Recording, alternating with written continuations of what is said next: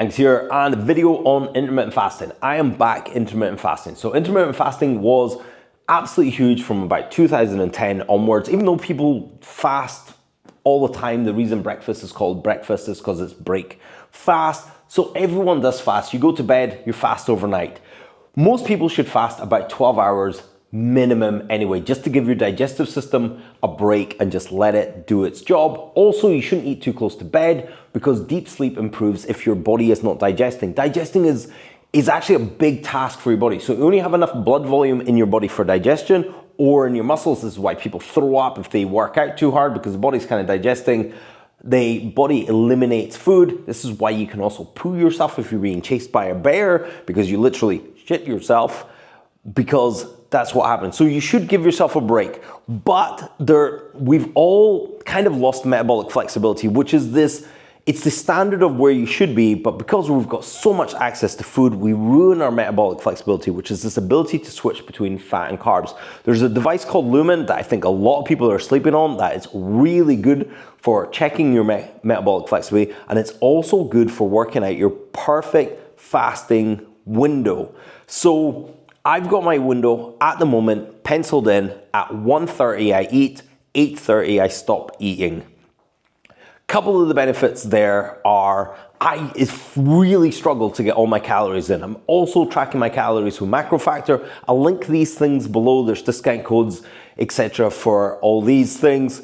So I struggle to get all my calories in, which is awesome, because if you're looking to lose fat, that is cool. Do struggle to get my protein in, so I make sure the first meal of the day contains protein, because at least I'm getting something in.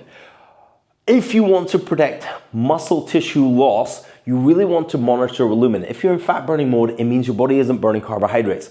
When you break down muscle tissue, it burns as carbohydrates. So if you're seeing higher numbers on Lumen, you may be burning muscle tissue. So with Lumen, when you wake up in the morning, you want to check out what number you are. If you're in fat burning mode, good to go. Sometimes the minute you wake up, you'll be in carb burning mode. This is because the body releases cortisol into the body and empties the last of that liver glycogen out. So you're not necessarily burning muscle tissue first thing in the morning just because you see carb burning. And within 30 minutes, you should be back into fat burning, which is where I would take your first kind of morning measurement. And then every hour you can check with Lumen to see if you are transitioning or not into carb burning. So if your number goes up, I would maybe wait an hour. If it's still going up, it's time to eat, end your fast.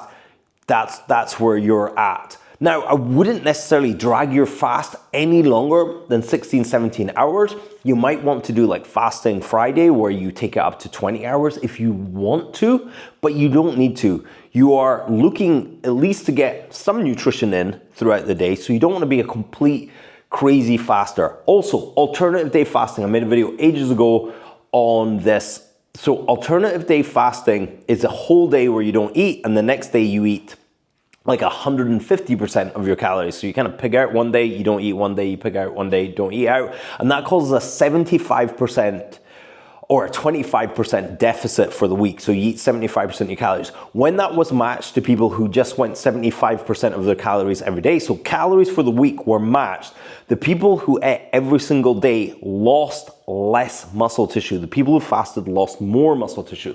So I don't advise taking longer fasts. You can do these 3-day fasts and stuff if you really, really want to, but for general fat loss, and think about it, if you've got 30 pounds to lose and you lose a pound a week, which would be good going rate, that's 30 weeks. That's more than half a year. Are you going to tell me in that half a year, you don't have a wedding coming up, you don't have like a party, a death in the family, a funeral you have to go to, where it's really hard to eat 75% of your calories because you just don't have the option? Fasting is brilliant because it slips into that. You can just do it. You can go to the funeral in the morning and not eat, and then break your fast a little bit later, a little bit earlier if you want to. So intermittent fasting is really cool. This is part of a bigger video called Nature's Manjaro that's coming up shortly.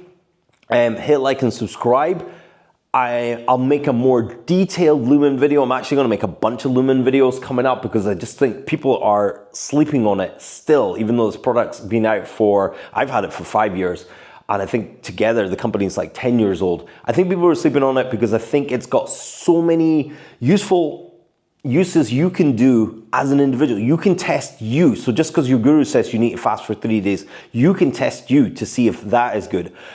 You can also see, you know, how quickly after a meal you flip back, how quickly after a workout you flip back into fat burning mode. I'm not saying you should need to be in fat burning mode 24/7, but there's times you should be burning carbs and there's times you'll be burning fat. And if you are not, it's a red flag that you need to do a approach or change something, and then you can run these little experiments on yourself to see if you're doing that. But anyway, intermittent fasting, I think it's going to be back in a big way as people do it properly, as people really individualize it for them. So some people do not do well with fasting and some people do really well with fasting.